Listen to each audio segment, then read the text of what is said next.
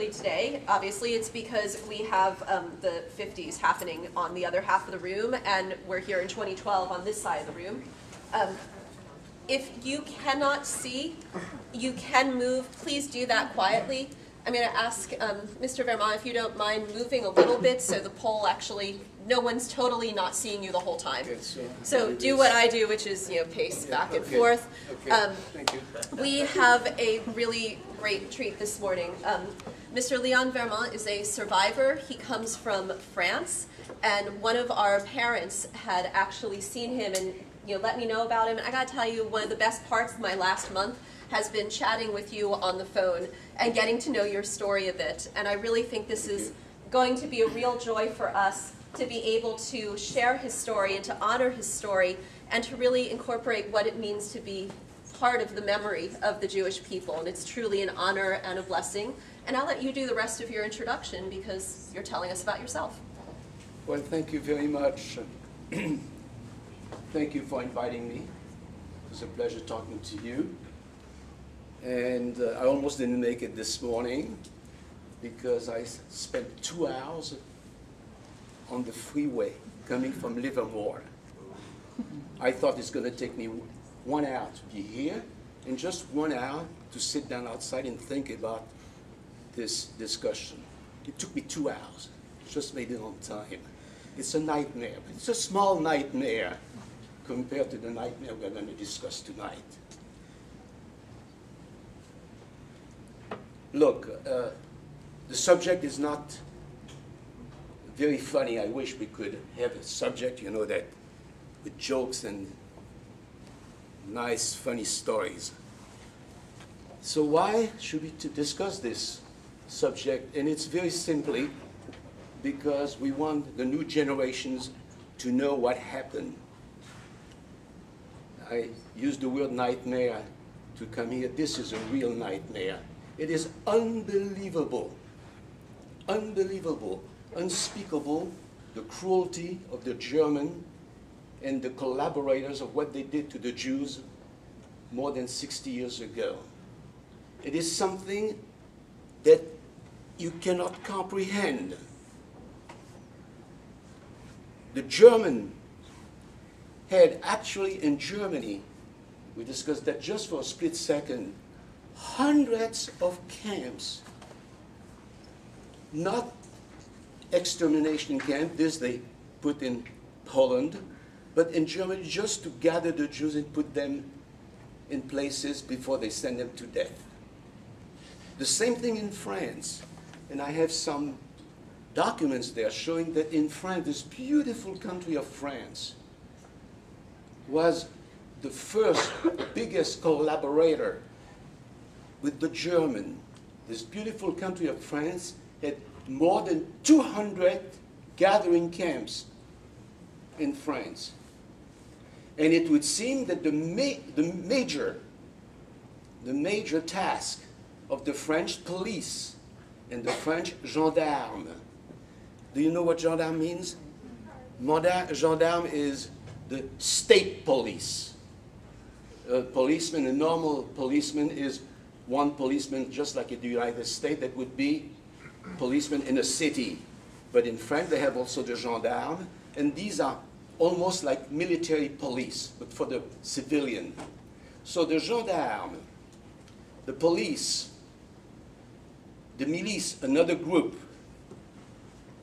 very like the SS in Germany, and the army, or what was the army then, and of course the German, had a big, big, big task once they occupied France and they started the war.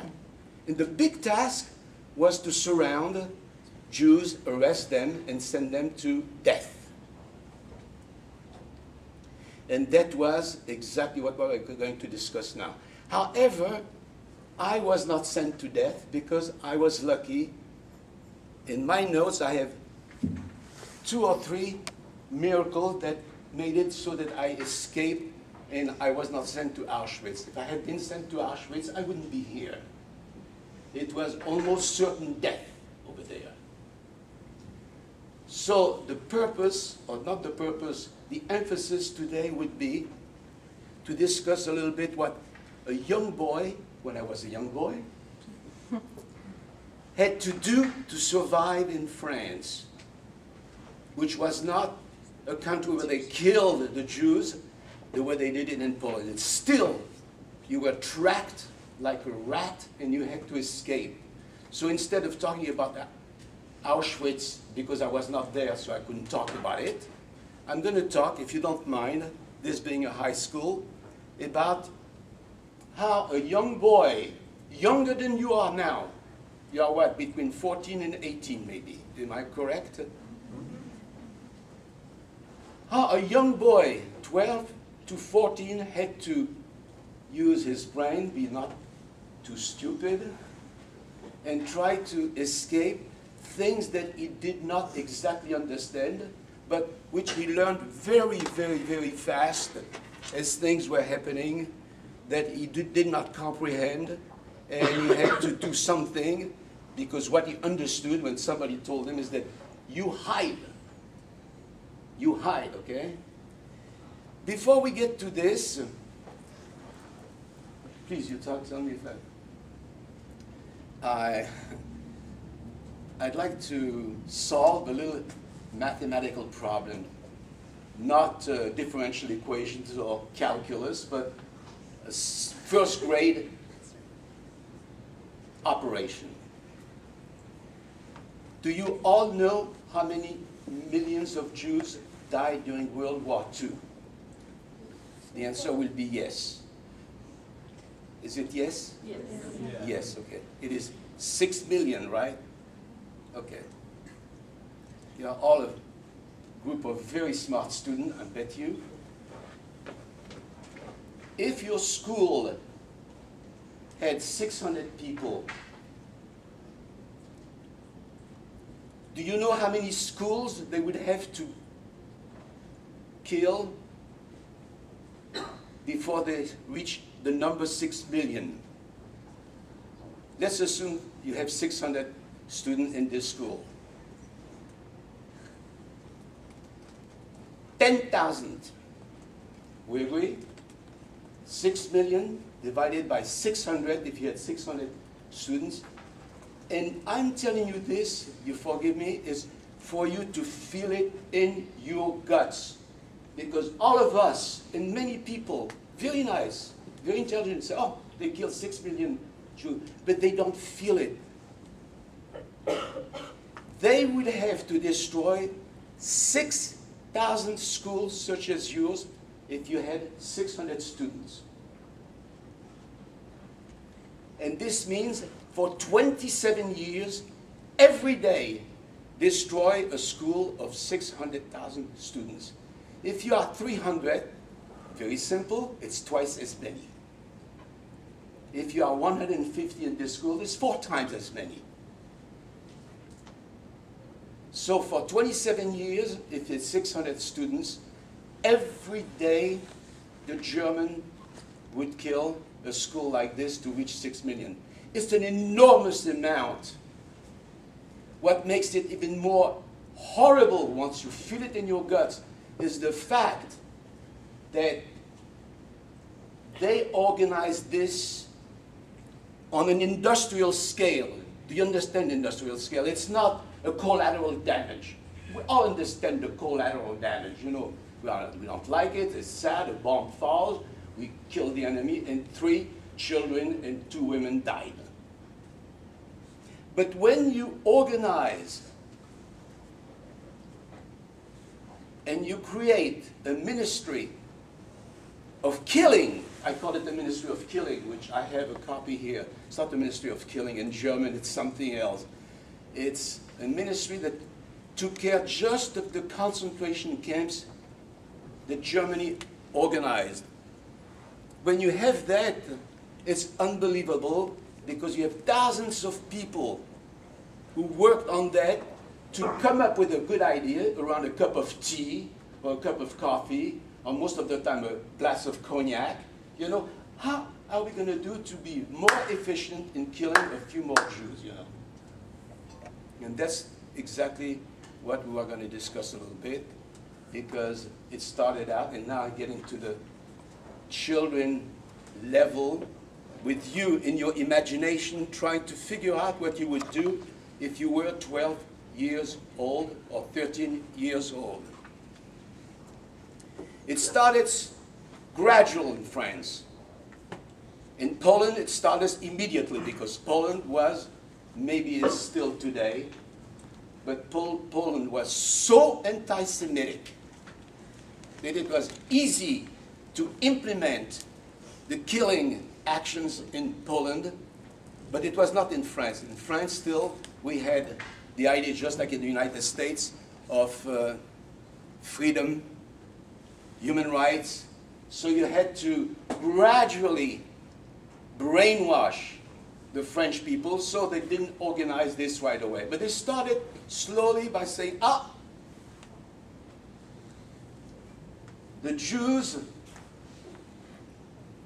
are the one who made us lose the war. The French lost the war against the Germans. In fact, they lost it so fast that I bet you see anybody could have beaten France in those days. You know, they were so incompetent. They lost the war. Now let's find a scapegoat. Who made it that we lost the war? They are not going to say it's the stupid generals of France, totally incompetent, very senile. No, it's the Jews. It's me. I was 10 years old at that time. It's my father, a cabinet maker. It's my mother of 5 children, okay? It's the Jews. And the propaganda and the brainwashing started over and over and over again. And listen, guys, brainwashing is something you have to be so very careful about, okay? But today we talk about many things. I'm not going to talk politics here. And things are repeated over and over and over again to the point that one of these days you end up believing what you are being told, okay? And this is the brainwashing. The brainwashing was that the Jew made us lose the war, that we don't eat well enough because of the Jews, again, and the Jews were only 250,000 people in a country of 50 million. How could that be? But people didn't think, and they believed it, okay? If I tell the young lady here or the young man here that in Nevada there are all a bunch of crooks because they gamble, you may believe it. You may say he's an idiot, you say this, but if I tell you this 1,000,000 times, that that's all you see on TV, you're going to believe it at the end. So you have to be extremely careful. They started it, and little by little they said, in order to get back to a France, excuse me, to a friend, I use the word here, yeah, okay, to a friend that is pure, clean, we have to get rid of the rats. And the word is rats. In French, rat is rat. Same thing. Who made us lose the war. And these are the foreign Jews. My father was a foreign Jew. He was from Poland. And he worked so hard he didn't have time to ask for a naturalization. So he was one of the first one that one day the French police, those policemen and those gendarmes who didn't have the guts and the courage to fight against the German, found the courage to arrest women and children and men without any thinking a second that it was the most horrible crime they were committing. So my father was one of the first one to be arrested in 1941. And if you don't mind, I will do this here.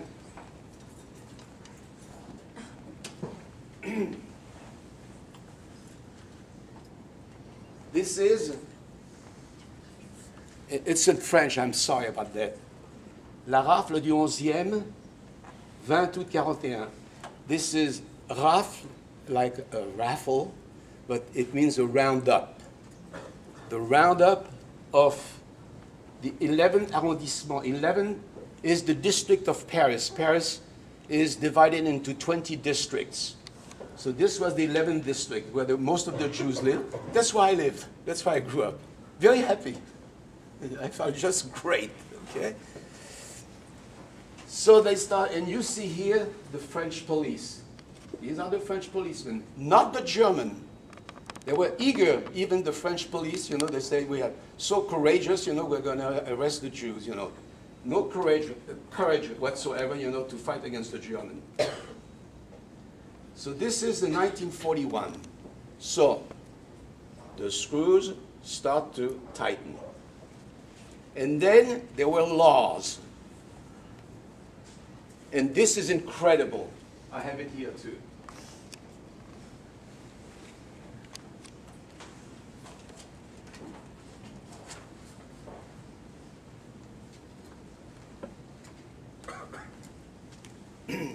Listen, guys,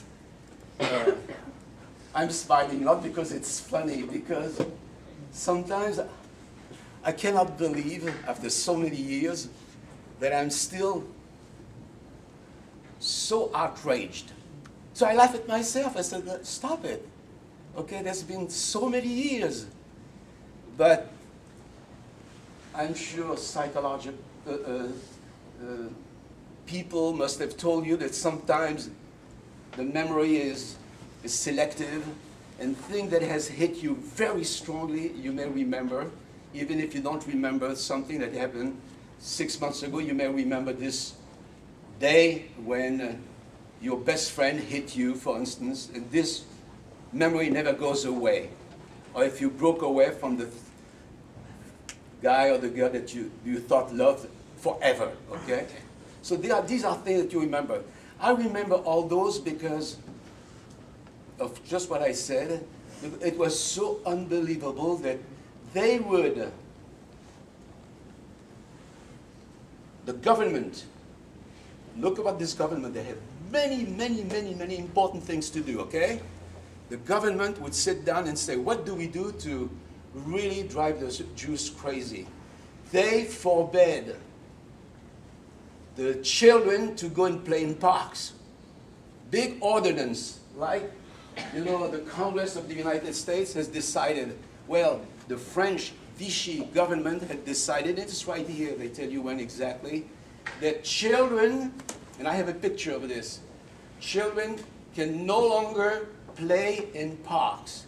Well, this was terrible when you are 10 years old, 11 years old, because where are you going to play soccer? Okay, this is the most important thing. You know, I grew up in the streets.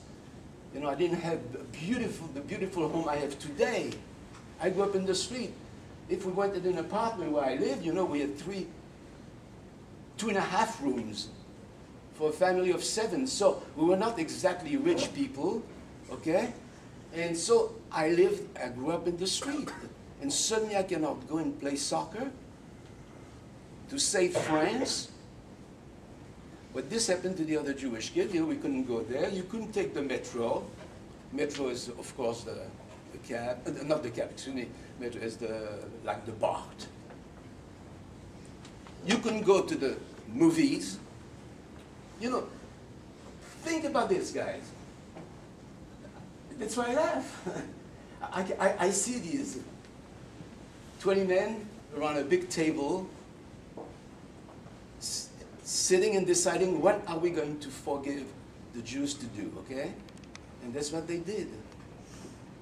They just decided that the Jew children could not do this. Then I have a big list of what the adults could not do, which is unbelievable. So if I want to destroy your family, that's what I have to do. I can say, your father is a doctor, you cannot be a doctor anymore, which is the truth. Your father is a lawyer, he cannot be a lawyer anymore. Your father works at City Hall of San Jose of Palo Alto. Terminé. That's it. He cannot do it anymore. And it goes down and down. I have the list right here with me.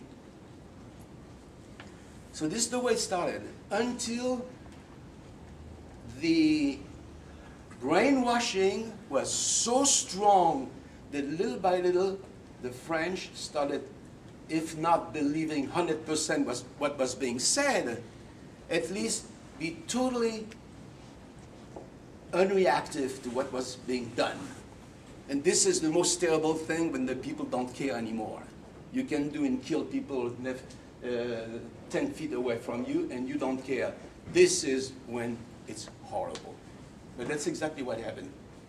In 1942, on the 16th of July, the big French government organized what we call the,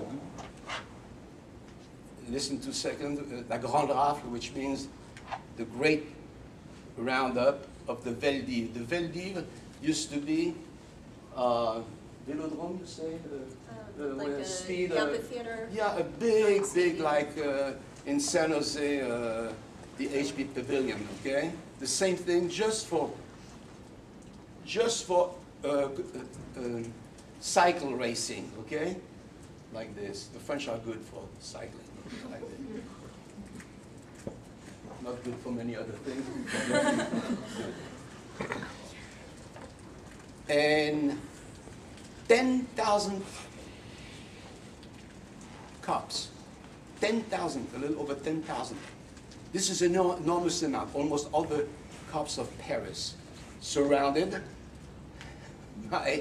my district, the 11th district, where most of the Jews of Paris, at least the poor Jews, were living, okay?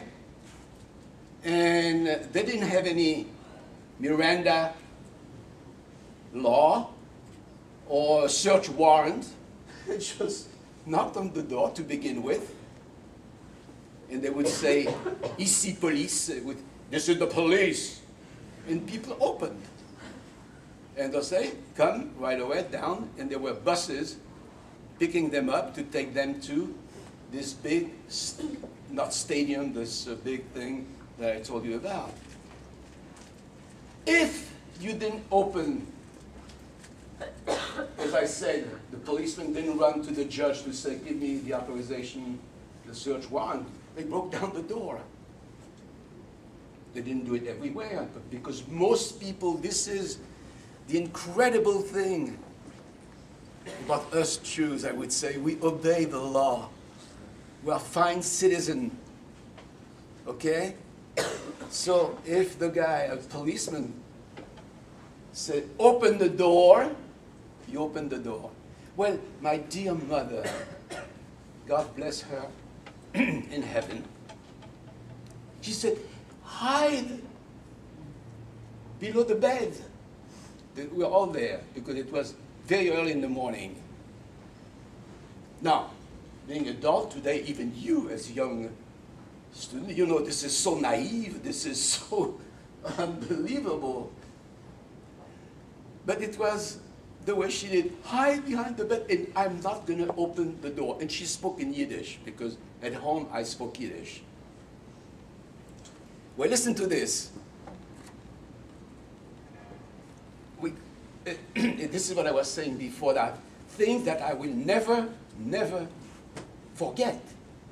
I forgot with whom I worked 10 years ago in San Jose, but this so one of the guy, there were two people, two cops. I said, what do we do? What do we do now? And the other guy answered, let's not do anything. You see, they are not here. And maybe one guy, and it happened to a few, decided that it was too much arresting only women and children. Because remember, I was saying before that my father was already arrested and other men were already arrested. So they had mostly women and children to arrest. And here are the 10,000 cops arresting women and children, mostly. And one of the guys said, let's go. Forget about it. There's nobody. So by not breaking the door, by not opening, I'm here. Thank you very much. I'm so happy to see you. And so this was the first miracle. But my mother, who didn't go to university, she certainly didn't go to Stanford or beautiful schools like this, was nevertheless, this happens to many people who didn't have schooling, was very, very smart. Okay? So she found out that it could be a good idea if we left for the free zone. Is it okay? About 25 minutes. Okay, thank you.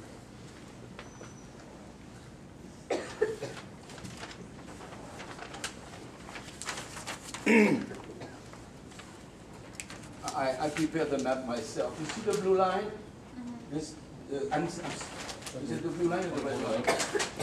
The red line, excuse me. Here, let me be your board. Okay, thank you. This is the blue line. This is France. This is the blue line. The blue line here. This is south of France. This is north of France. All this is occupied by actually occupied by the German. Okay? And this is not occupied by the German. So it's called free zone. Free with a great, like this, okay? It was not very free because this was the Pétain government I would go. Okay, that's what so she said, let's go from Paris, if we can, to the free zone where we knew they would not implement these horrible new laws that were enacted in France, on the northern France by the German and their collaborators, the French. So this is a big blue thing. We took the train to go from Paris to, and we crossed, thank you very much. My mother says, let's go, and how, okay, as an adult and after the war, I said, how did she get the money? And probably my father, before he was taken, told her, here's all the money we have, make sure, be very careful. She didn't work. It was horrible. There was no social security. There was no this, there was no that. She had to manage. And the way she managed, you know, today when I think about it, it really breaks my heart.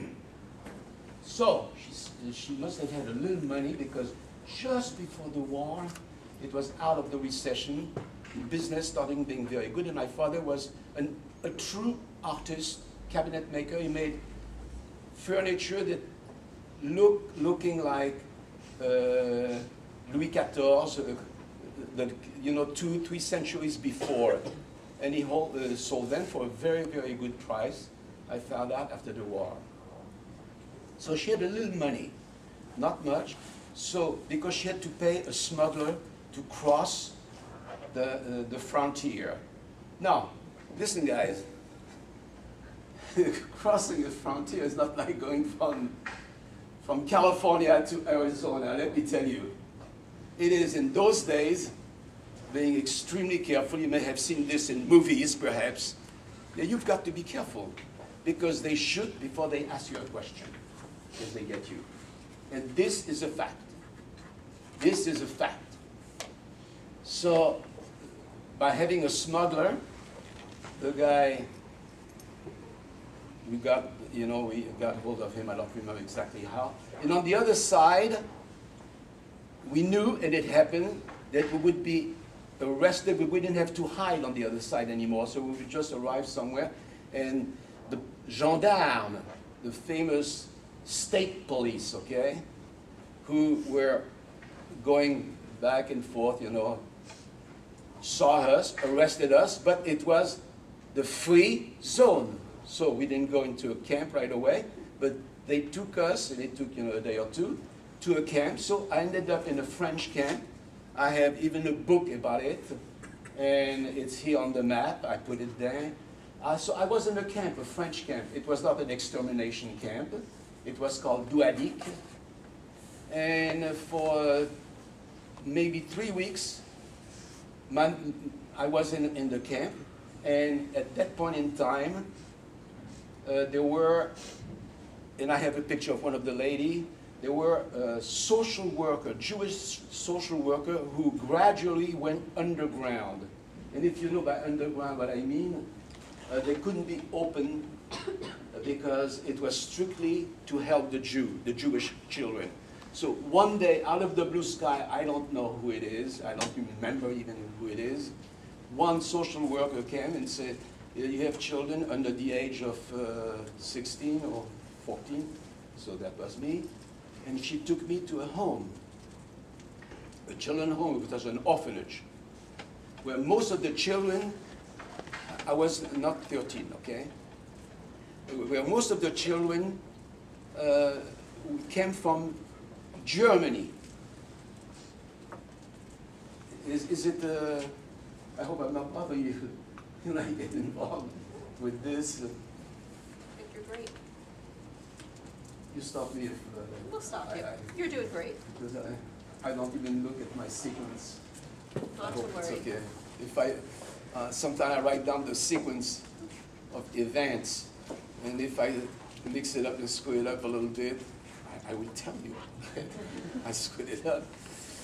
But this was fantastic because these kids from Germany, first of all, spoke German. I said, what's going on? I'm in France, I'm in southern France. I end up in an orphanage, and the kids, maybe my age and a little bit older, were speaking German. But I was never shy, I have to say. So I got involved by speaking Yiddish, which is not far away from so in 5 minutes, I had some very good friends until today. So it's many years, okay? Until today, I have a very dear friend that I met in this orphanage. Here's what happened. I was there just a few days when suddenly the director calls me and says, you know, when you left Paris, your two brother and sister, the little one, I say, little one, they were what, 5 and 9 years old, okay? The little boy was 5, the sister was 9. They were left in Paris with somebody, okay, who was not Jewish, of course. And now that my mother was in a camp, but not the killing camp, she was eating, it was not the Hilton Hotel, but she was eating a little bit. She wanted her 2 babies. She cannot get out of the camp. There were a few strict regulations. So maybe Leon could go there. Leon, that's me. So they called me, and my director is totally afraid that this is not a task for a young kid of 13 years old, 13 years of age. What is the task? Let me tell you, you try it if you will, one day. Is to cross by myself the frontier, going back to Paris, picking up my sister and brother, and coming back and crossing the frontier. And trying not to get caught. I'm all for it. I said, and smiling a few minutes ago, I was not very shy, but I was maybe a little stupid because I thought I could do everything. So I said, I can do it. And at the end, the director let me go. I had a few money, just a little money to take the train, you know. I knew how to take buses to go to the frontier, and about the only good talent that I had was I find directions. I never get lost. I shouldn't say never, but I almost never get lost. I have a talent which was finding direction. Some do not. My dear wife, she will not find herself, you know, here, that's for sure. So I said, I remember the trail that we took. And sure enough, at the end, and this is the way I started the discussion with you guys, is to say, listen, try to imagine yourself at the age of 13. You are going to cross a frontier that is held on one side by the gendarmes, on the other side by the German army. Okay? So I said, I'm going to go. And sure enough, I found the trail to cross the frontier. Took the train, went to Paris, picked up my little brother, my little sister, took back a train, went down all the way to Angoulême, which is from Paris to Angoulême, which is right, I wrote it down here, okay? And with them, and me being the smuggler, I found the way again to get back, crossed the frontier. Thank God I was not caught, and I ended up with the gendarme who took us again to Douadik, and myself, I ended up going back to my orphanage. And this is, when I think about it, I have children too, here. They're older than you, but I have grandchildren that are your age. And I look at them sometimes, and you know what? And the same thing happened when I see a colleague of mine. When I see a colleague, a friend of mine who is my age, who is also a survivor, and there are a few here in Palo Alto, and we have a meeting from time to time. That's how I learned about your school. We say I could never, ever ask my grandson to do what I did.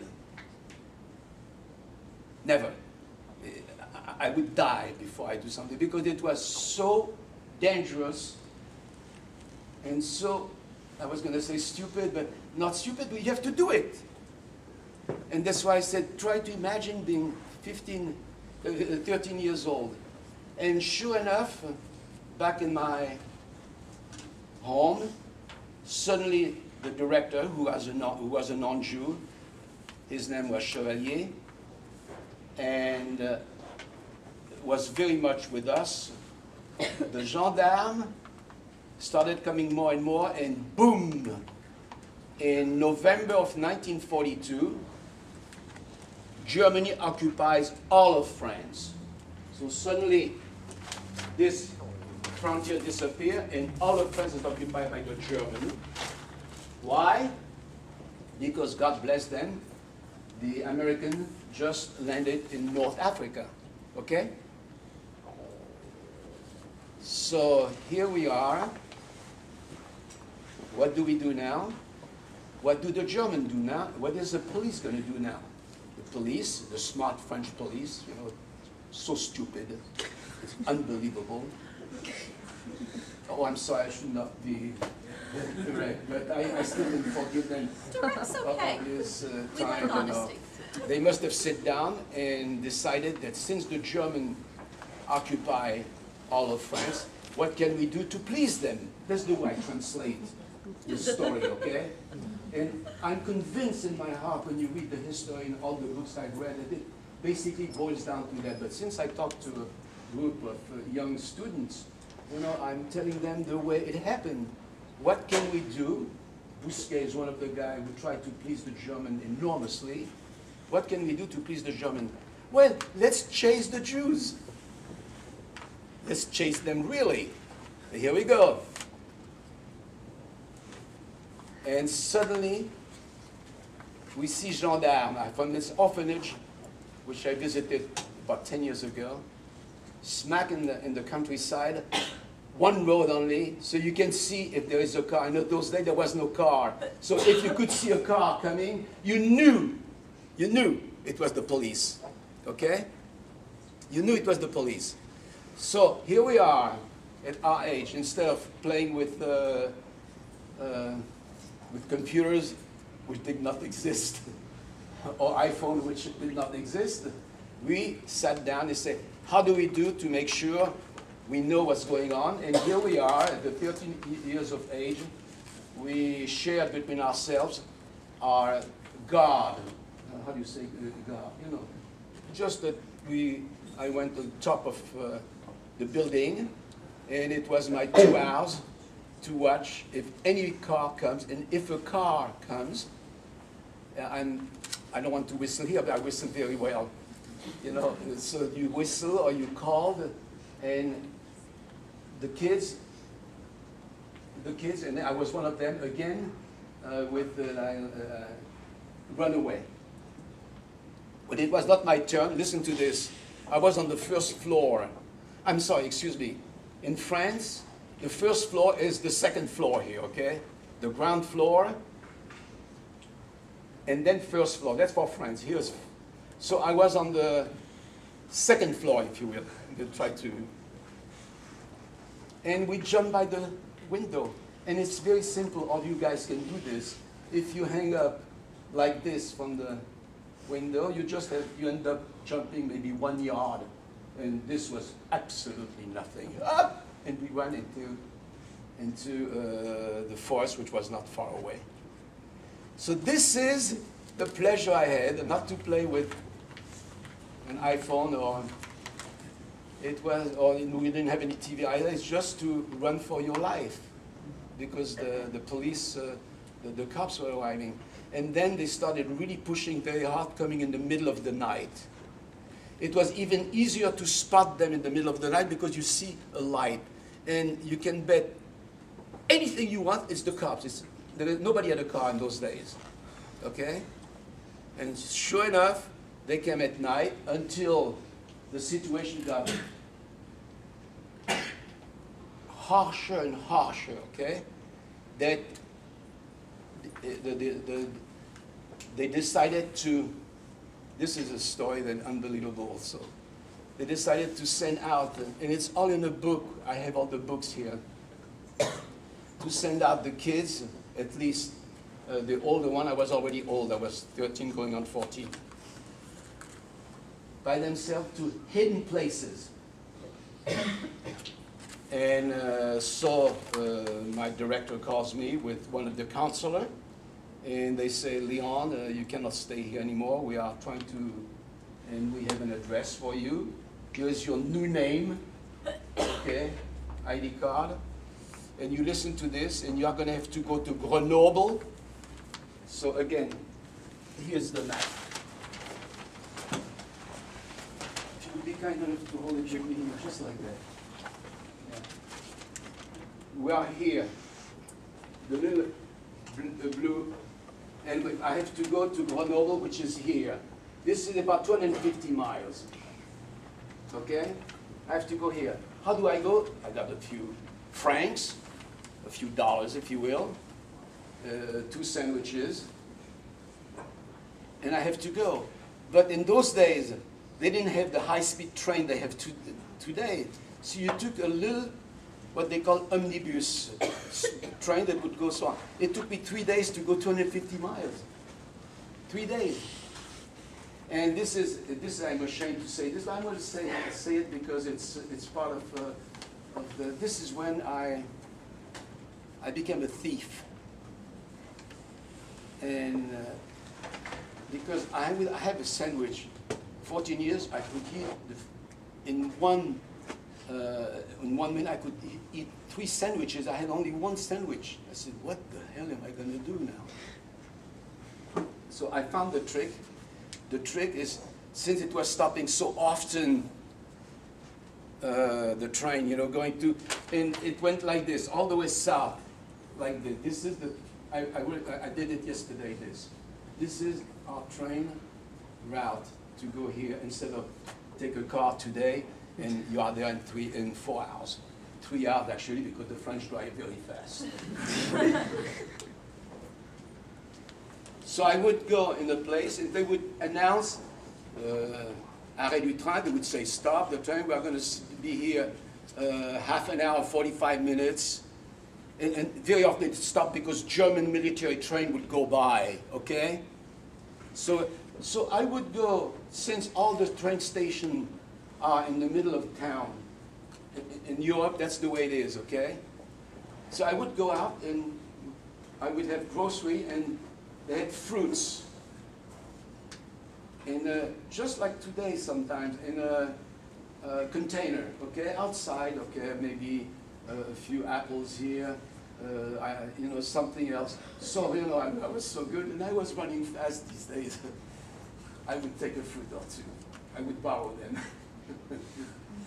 And I did something that to this day I bless the ladies who helped me, I said, I have no money. I need a piece of bread, okay? Because, you know, 3 days, my 2 sandwiches had long been eaten. So I took the guts to go inside. I would wait. Listen to this one. And this is the best memory I have because it warms my heart every time. So not everybody was bad. The cops, yes, but many people were fairly nice, you know, and didn't know. So I would go into a bakery. If anybody of you has gone to France, you know that they have bakeries still in many, many places. They have big supermarkets, but bakeries also. So I would go in, wait 5 minutes until there's no customer, and I would go in, and with my most beautiful face, you know, my most nicely wording, I would say, please, madame, you know, I said, I would love it. It would be so nice if you gave me half a baguette, but I have no money. And no food coupons. And no one had food coupons. So and this was the truth. I was not even lying. The most important thing was to make sure I speak so well that her heart will be, you know what? Good for people. Never did anybody say no. I hate to start drawing us to a close. Yeah. We have about 5-6 minutes left before the bell, so maybe some questions. Yeah, okay, that's... Time goes very quickly. Thank you very much. Thank you very much. Okay, I'm going to go very fast to another story. I ended up in Grenoble with, in a convent of Dominican. And when I got there, I passed through, I was going to tell the story, which is funny. But when I opened there, I see, well, I just saw in movies, a big tall guy, you know, maybe 6'5", and I'm a short guy, and looks at me, and he has a hood, white, and I look at this and where in the hell am I? I didn't know anything about the Dominican, but they were very nice. I stayed there a few weeks, and I passed the story. Then they sent me, I'm 13 years old now, then they sent me to a peasant. And there was hell, because I worked horribly hard. Okay, with the peasant getting up at 4:35 or 5 o'clock in the morning, and you work. And it was in the mountain, and I have a picture here of where it was, okay? And the most funny thing is that I found out after the war that they didn't abuse me. They just lived that way, working very hard, you know. And I, from Paris, didn't know, was not used to work night and day, this thing. But sometimes I had to, every 2-3 days, I had to take, no, every day I had to take the cows, and they never obeyed me. Okay, this was very, very terrible. From there, one day somebody, I'm trying to finish in 2 minutes? 4 minutes. From there I went to a camp, which I have a picture of the camp, another camp which was not a Hilton hotel, but was an old hotel and not an extermination camp. Why? Because my mother from the other camp went there with her 2 children, okay? So I joined them. Unfortunately, Italy stopped the war, fighting the German. It was good for the American, but not good for us. And within a day, the German, when they occupied all the Italian section, okay, decided, what do we do now? We're going to chase the Jews. And this is when my second miracle happened to me, is that when I was outside the camp, I could go outside, the little kids, I saw the trucks of German Feldgendarmerie, they called it, truck coming, including empty truck, and then they arrested my mother and my sister and brother, whom I saw the way I see you. In fact, I see the lady here, you know, something like the end of this room in a diagonal, okay? That's as far as I was, and thank God I didn't have the reflex to run towards my mother, and I stayed where I was.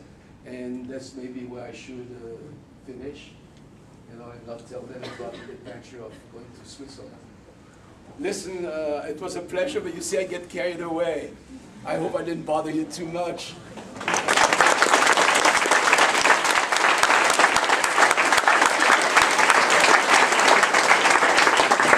Are there questions? Yeah. Dave will want to ask a question. Where were you at the end of the war? I was in Switzerland. What happened to the rest of your family? They died in Auschwitz.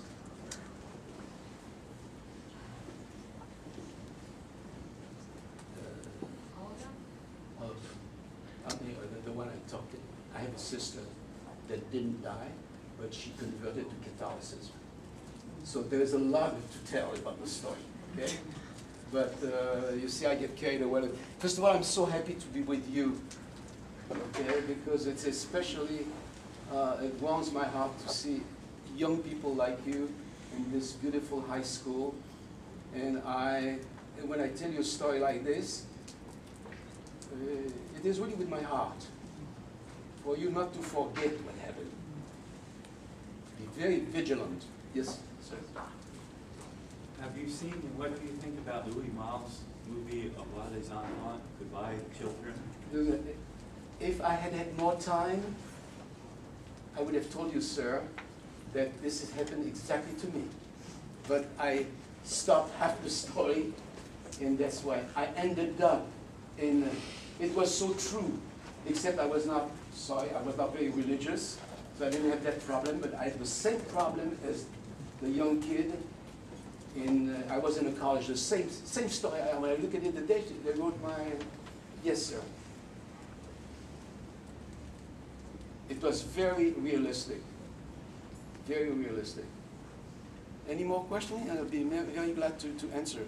Yes? How many children do you have now? How many children? My children are adults now. Two boys.